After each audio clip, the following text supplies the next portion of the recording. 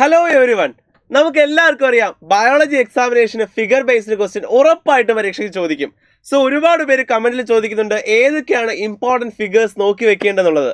നമുക്ക് നോക്കാം സുവോളജിയിൽ നിന്നും ചോദിക്കാൻ സാധ്യതയുള്ള ഫിഗേഴ്സ് ഏതൊക്കെയാണ് നമ്മൾ നോക്കി വെക്കേണ്ടത്.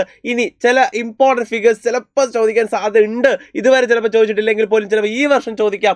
അങ്ങനെ സാധ്യതയുള്ള ഫിഗേഴ്സ് ഏതെങ്കിലും ഉണ്ടോ? സോ അങ്ങനെയുള്ള എല്ലാ ഫിഗേഴ്സുമായിട്ടാണ് ഞാൻ എത്തിയിരിക്കുന്നത്. അപ്പോൾ മക്കളെ, നമുക്ക് ലൈവിൻ്റെ ഈ വീഡിയോയുടെ ഏറ്റവും അവസാനം വരെ നിങ്ങൾ കാണണം കേട്ടോ. ഏറ്റവും അവസാനം നമ്മൾ ചിലപ്പോൾ ഡിസ്കസ് ചെയ്യുന്ന ക്വസ്റ്റ്യൻ ആയിരിക്കും ചിലപ്പോൾ ക്വസ്റ്റ്യൻ പേപ്പറിൽ വരുന്നത്. അപ്പോൾ അതുകൊണ്ട് അവസാനം വരെ വീഡിയോയുടെ ഏറ്റവും ലാസ്റ്റ് വരെ നിങ്ങൾ എന്ത് ചെയ്യുക, കാണുക. സോ ഫസ്റ്റ് ഫിഗർ എന്ന് പറയുന്നത് അനിമൽ കിങ്ഡത്തിനകത്തുള്ള ഫിഗേഴ്സ് ആയിരിക്കും ഫസ്റ്റ് നമ്മൾ ഡിസ്കസ് ചെയ്യുന്നത്. ഫസ്റ്റ് നമ്മളെ ഡിപ്ലോബ്ലാസ്റ്റി ആൻഡ് ട്രിപ്ലോബ്ലാസ്റ്റി. മക്കൾക്ക് എല്ലാവർക്കും അറിയാം എക്ടോഡേം, എൻഡോഡേം, മീസോഡേം ഇങ്ങനെ 3 ലെയേഴ്സ് ആണ് ഉള്ളത്. അതിൽ എക്ടോഡേമും എൻഡോഡേമും മാത്രമുള്ളവരും മീസോഗ്ലിയ ഉള്ളവരുമാണ് എന്ന് പറയുന്നത് ഡിപ്ലോബ്ലാസ്റ്റിക്. ട്രിപ്ലോബ്ലാസ്റ്റിയിൽ മീസോഡേം കൂടി കാണപ്പെടുന്നു. അപ്പോൾ ഈ ഫിഗർ ഇമ്പോർട്ടൻ്റ് ആണ്. അതുപോലെ തന്നെ സീലോമിനെ ബേസിലുള്ള 3 ക്ലാസിഫിക്കേഷൻ. സീലോം ഉള്ളവരെ സീലോമേറ്റ്സ്, സീലോം ഇല്ലാത്തവരെ എസീലോമേറ്റ്സ്. ഇതുപോലെ നടുക്ക് പൗച്ചസ് ആയിട്ട് ഇങ്ങനെ കിടക്കുന്ന അവരെയാണ് നമ്മൾ സ്യൂഡോ സീലോമേറ്റ്സ് എന്ന് വിളിക്കുന്നത്. അപ്പോൾ ഇത് സീലോമേറ്റ്സ്, ഇത് സ്യൂഡോ സീലോമേറ്റ്, ഇത് എസീലോമേറ്റ്. ഇത് മറക്കരുത്. മറ്റൊരു ഇമ്പോർട്ടൻറ്റ് ഫിഗറാണ് നമ്മുടെ നിഡോബ്ലാസ്റ്റ് സെല്ലുകൾ എന്ന് പറയുന്നത്. നിഡേറിയൻസ് അഥവാ സീലൻഡ്രേറ്റയുടെ വലിയൊരു പ്രത്യേകതയാണ് നിഡോബ്ലാസ്റ്റ് സെല്ലുകൾ. അതിൻ്റെ ഫംഗ്ഷനും അത് ഏത് ഫൈലമാണെന്നും പരീക്ഷയ്ക്ക് ചോദിക്കും. അടുത്ത് ഇമ്പോർട്ടൻ്റ് ആയിട്ട് വരുന്നത് ചില എക്സാമ്പിളുകളാണ്. നമുക്ക് ടീനോഫോറയിൽ, അതായത് നമ്മുടെ കോം ജെല്ലീസ് എന്ന് പറയുന്ന ടീനോഫോറ, അവരുടെ എക്സാമ്പിളാണ് പ്ലൂറോബ്രാക്കിയ. അപ്പോൾ ഇത് കണ്ടാൽ ഓർത്തോളണം, ഇത് പ്ലൂറോബ്രാക്കിയാണ്. അതുപോലെ തന്നെ പ്ലാറ്റി ഹെൽമെന്തസിനകത്ത് 2 എക്സാമ്പിൾസ് ഉണ്ട്. ഇതാണ് ടേപ്പ് വേം അഥവാ ടീനിയ, ഇതാണ് ലിവർ ഫ്ലൂക്ക് അഥവാ ഫാസിയോള.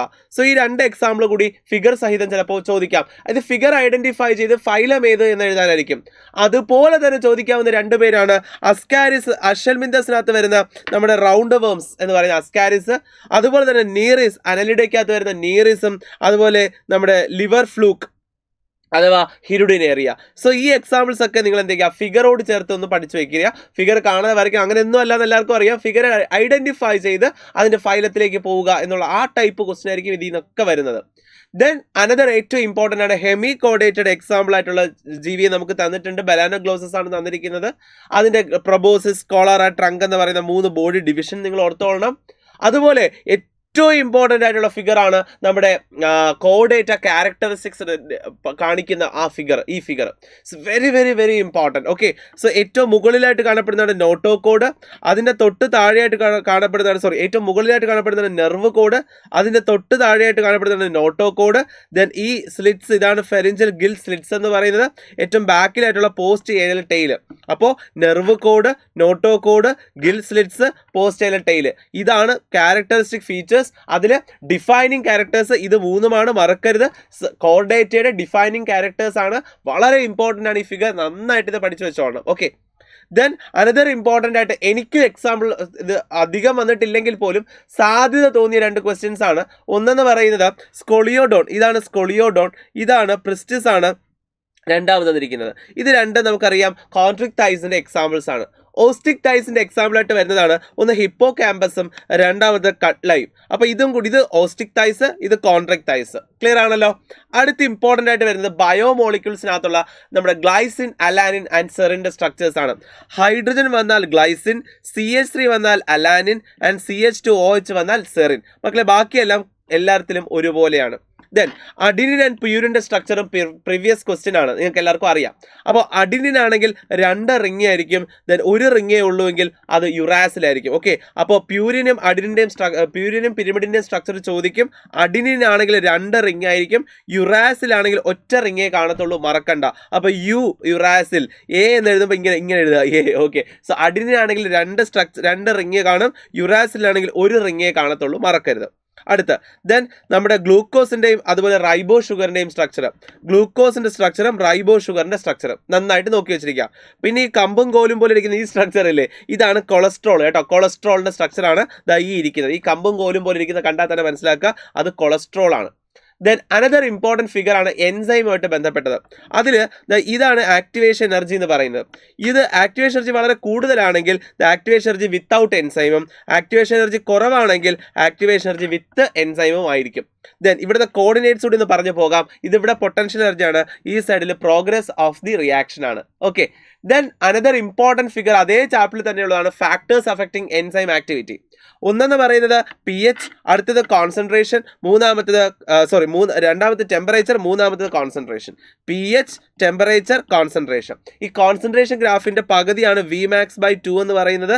അവിടെയുള്ള കോൺസെൻട്രേഷൻ അവിടെ മാർക്ക് ചെയ്യുന്ന Km എന്നാണ്. പിന്നെ അതൊരു മാക്സിമം വെലോസിറ്റിയിലെത്തും, അതാണ് Vmax എന്ന് പറയുന്നത്.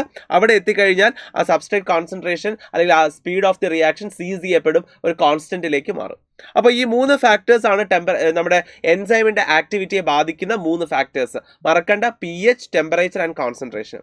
അനദർ ഇമ്പോർട്ടൻറ്റ് ഫിഗർ നമ്മുടെ ഹ്യൂമൻ റെസ്പിറേഷനുമായിട്ട് ബന്ധപ്പെട്ടാണ്, breathing and exchange of gases. ഇപ്പോൾ ഫ്രോഗിനകത്ത് വളരെ ഇമ്പോർട്ടൻറ്റ് ഫിഗേഴ്സ് ഇല്ല, അപ്പോൾ അതുകൊണ്ടാണ് അത് ഇൻക്ലൂഡ് ചെയ്യാത്തത്.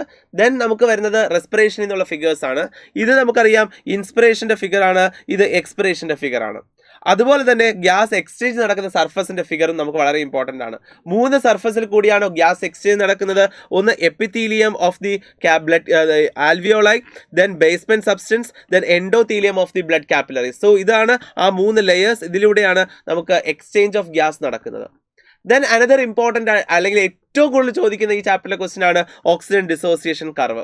ഈ സൈഡിൽ പെർസെൻറ്റേജ് സാച്ചുറേഷൻ ഓഫ് ഹീമോഗ്ലോബിൻ വിത്ത് ഓക്സിജനും ഈ സൈഡിൽ പാർഷ്യൽ പ്രഷർ ഓഫ് ഓക്സിജനും തമ്മിലുള്ള ഗ്രാഫാണ്. വളരെ ഇമ്പോർട്ടൻ്റ് ആയിട്ടുള്ള സിഗ്മോയിഡ് കർവ് വരുന്ന ഓക്സിജൻ ഡിസോസിയേഷൻ കർവ്. മറക്കരുത്, it's very important graph. Then most important ആയിട്ട് നമ്മുടെ ബോഡി ഫ്ലൂയിഡ്സ് ആൻഡ് സർക്കുലേഷൻ ചാപ്റ്ററിൽ നിങ്ങൾ നമ്മുടെ ഹാർട്ടിൻ്റെ ഫിഗർ നന്നായിട്ട് അടയാളപ്പെടുത്താൻ ഒന്ന് പഠിച്ചു വെച്ചേക്കുക. അതിൽ എസ്പെഷ്യലി SA നോഡും AV നോഡ്. ഇതാണ് SA നോഡ്, ഇതാണ് AV നോഡ്. ദെൻ ഈ ചാപ്റ്ററിൽ നിന്ന് ഇന്ന് വരെയും ചോദിച്ചുള്ള ക്വസ്റ്റ്യൻ പേപ്പറിൽ ഏറ്റവും കൂടുതൽ വന്നിട്ടുള്ളതാണ് നമ്മുടെ ECG ഗ്രാഫ്, ഇലക്ട്രോ കാർഡിയോഗ്രാമിൻ്റെ ഗ്രാഫ്. അതിനുള്ള P wave, QRS complex, P wave എന്താണെന്ന് കൂടി അത് എഴുതാൻ ചോദിക്കും. അതുകൊണ്ട് അത് നല്ലപോലെ പഠിച്ചു വെച്ചിരിക്കാം. ECG is very important. Another important question നമ്മുടെ കിഡ്നിയുടെ സ്ട്രക്ചറാണ്. കിഡ്നിയുടെ ഔട്ടർ ആണെങ്കിൽ നമുക്കറിയാം അതിലൊരു റീനൽ ക്യാപ്സ്യൂളുണ്ട്. ദെൻ ഔട്ടർ പോർഷനെ കോർട്ടെക്സ് എന്നും ഇന്നർ പോർഷനെ മെഡുല്ല എന്നും വിളിക്കുന്നു.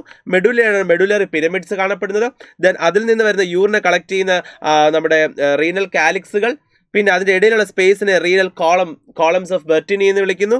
ദെൻ അത് കഴിഞ്ഞിട്ട് യുറീറ്റർ, ഇതിലേക്ക് ബ്ലഡ് കൊണ്ടുവരുന്ന റീനൽ ആർട്ടറി, പുറത്തേക്ക് പോകുന്ന റീനൽ വെയിൻ.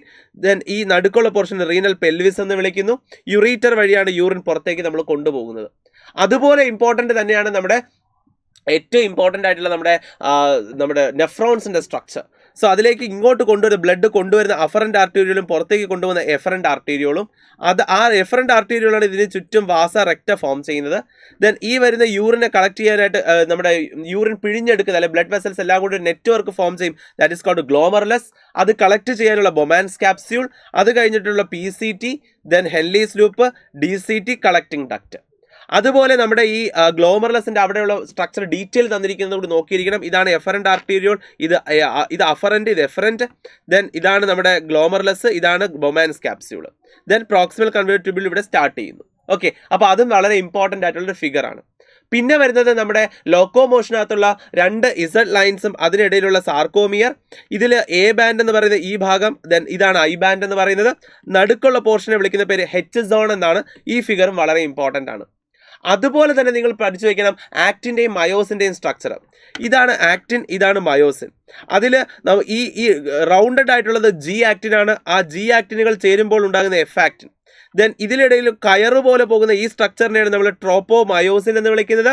അതിനുള്ള മാസ്കിംഗ് സൈറ്റിനെ ബൈൻഡ് ചെയ്തിരിക്കുന്ന അല്ലെങ്കിൽ മാസ്ക് ചെയ്തിരിക്കുന്ന സാധനമാണ്. ആക്റ്റീവ് സൈറ്റുകളെ മാസ്ക് ചെയ്തിരിക്കുന്നത് ട്രോപ്പോണിൻ കൊണ്ടാണ്, ട്രോപ്പോണിൻ. പിന്നെയുള്ളത് നമ്മുടെ മയോസിൻ്റെ സ്ട്രക്ചർ. മയോസിൻ ഉണ്ടാക്കിയിരിക്കുന്നത് മീറോമയോസിൻ കൊണ്ടാണ്. മീറോമയോസിൻ്റെ 2 ഭാഗങ്ങളുള്ളത്, ലൈറ്റ് മീറോമയോസിനും ഹെവി മീറോമയോസിനും. ഇതാണ് ഹെഡ് റീജിയൻ, പാമ്പിൻ്റെ തല പോലെ നിൽക്കുന്ന ഇതാണ് ഹെഡ് റീജിയൻ. ഹെഡ് റീജിയൻ്റെ അവിടെ നമ്മൾ നോക്കിക്കഴിഞ്ഞാൽ ആക്റ്റിൻ ബൈൻഡിങ് സൈറ്റും ATP ബൈൻഡിങ് സൈറ്റും കാണാൻ പറ്റും. സോ ഈ 2 ഫിഗേഴ്സും വളരെ ഇമ്പോർട്ടൻ്റ് ആണ്, നല്ലോണം പഠിച്ചു വെച്ചതാണ്.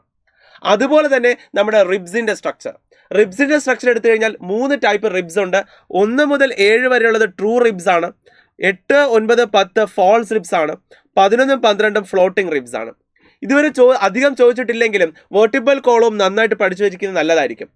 ആദ്യത്തേതാണ് സെർവിക്കൽ വെർട്ടിബ്രേ, അടുത്തുള്ള 12 നമ്മുടെ thoracic വെർട്ടിബ്രേ, അടുത്തുള്ള 5 ലംബാർ വെർട്ടിബ്രേ, ഏറ്റവും അവസാനം സാക്രം, അത് കഴിഞ്ഞ് കോക്കിക്സ്. ഇത്രയുമാണ് നമ്മുടെ 26 വെർട്ടിബ്രൽ കോളത്തിലുള്ള എല്ലുകൾ. അത് കഴിഞ്ഞാൽ ഞാൻ പറയുന്നത് നമുക്ക് ഏറ്റവും ഇമ്പോർട്ടൻറ്റ് നോക്കി വെക്കുന്നത് നമ്മുടെ നെർവസ് സെല്ലിൻ്റെ സ്ട്രക്ചറാണ്. അപ്പം നെർവസ് സെല്ലിൻ്റെ സ്ട്രക്ചർ 10ാം ക്ലാസ്സിന് പഠിക്കുന്നതായതുകൊണ്ട് വളരെ എളുപ്പമായിരിക്കും. അതുപോലെ സിനാപ്സ് നമ്മൾ ഒരുപാട് ഡീറ്റെയിൽ ഡിസ്കസ് ചെയ്തിട്ടുള്ള സ്ട്രക്ചർ കൂടിയാണ് അല്ലേ. ദാറ്റ് ഈസ് ഇതാണ് ആക്സോൺ എന്ന് പറയുന്നത്, presynaptic membrane, postsynaptic membrane, അതിനിടയിലുള്ള സിനാപ്റ്റിക് ക്ലെഫ്റ്റ് ഒരുപാട് പ്രാവശ്യം ചോദിച്ചിട്ടുള്ള ക്വസ്റ്റ്യൻ ആണ്. ദെൻ അതിലുള്ള ന്യൂറോ ട്രാൻസ്മിറ്റേഴ്സ്, സിനാപ്റ്റിക് വെസിക്കിൾസ്, അതിൽ നിന്ന് റിലീസ് ചെയ്യുന്ന ന്യൂറോ ട്രാൻസ്മിറ്റേഴ്സ്, അസറ്റൈൽ കൊളൈൻ പോലെയുള്ള വസ്തുക്കൾ. അപ്പോൾ അത് വളരെ ഇമ്പോർട്ടൻ്റ് ആയിട്ടുള്ള മറ്റൊരു ക്വസ്റ്റ്യൻ ആണ്. ദെൻ മോസ്റ്റ് ഇമ്പോർട്ടൻറ്റ് ക്വസ്റ്റ്യൻ എന്ന് പറയാവുന്നതാണ് ഒന്ന് നമ്മുടെ ബ്രെയിനിൻ്റെ സ്ട്രക്ചർ. ഇത് മുഴുവനായിട്ട് എന്ത് ചെയ്യുക, ഒന്ന് അടയാളപ്പെടുത്താൻ കണക്കിന് പഠിച്ചു വെച്ചേക്കുക ബ്രെയിനിൻ്റെ സ്ട്രക്ചർ. പിന്നെ വരുന്നതാണ് നമ്മുടെ ഹോർമോൺസിനകത്ത് നമ്മുടെ ഹോർമോൺസ് എവിടെയൊക്കെയാണ് എൻഡോക്രൈൻ ഗ്ലാൻഡ്സ് ഉള്ളത് എന്നുള്ളത്. അതുപോലെ തന്നെ അതിനേക്കാൾ ഇമ്പോർട്ടൻ്റ് വേണമെങ്കിൽ പറയാം നമ്മുടെ അഡ്രീനൽ ഗ്ലാൻഡ്, അതായത് നമ്മുടെ പിറ്റ്യൂട്ടറി ഗ്ലാൻഡിൻ്റെ സ്ട്രക്ചർ. പിറ്റ്യൂട്ടറി ഗ്ലാൻഡിൻ്റെ ഈ ഏറ്റവും മുകളിലുള്ള ഹൈപ്പോ തലാമസിന് താഴെയായിട്ട് കാണപ്പെടുന്ന പിറ്റ്യൂട്ടറി ഗ്ലാൻഡിൻ്റെ സ്ട്രക്ചർ. അതിൽ ഇതാണ് പോസ്റ്റീരിയർ പിറ്റ്യൂട്ടറി, ഇതാണ് ആൻറ്റീരിയർ പിറ്റ്യൂട്ടറി. ആൻറ്റീരിയർ പിറ്റ്യൂട്ടറി നമ്മുടെ ആൻറ്റീരിയർ പിറ്റ്യൂട്ടറിയും ഹൈപ്പോ തലാമസും ബ്ലഡ് കണക്ഷനാണ്, അതാണ് പോർട്ടൽ സർക്കുലേഷൻ എന്ന് പറയുന്നത്. അതേസമയം ഹൈപ്പോ തലാമസും പോസ്റ്റീരിയർ പിറ്റ്യൂട്ടറിയും തമ്മിൽ ഹൈപ്പോ തലാമിക് ന്യൂറോൺസ് വഴിയുള്ള കണക്ഷനാണ്. ഇനി ഇമ്പോർട്ടൻ്റ് ആയിട്ട് വരുന്നത് 2 ഹോർമോൺ ആക്ഷൻസ് ആണ്.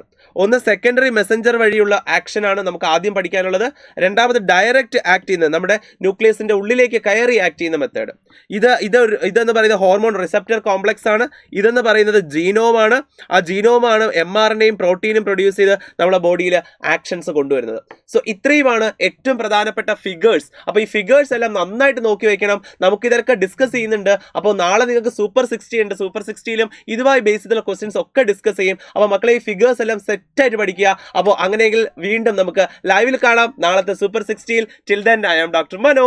By for now.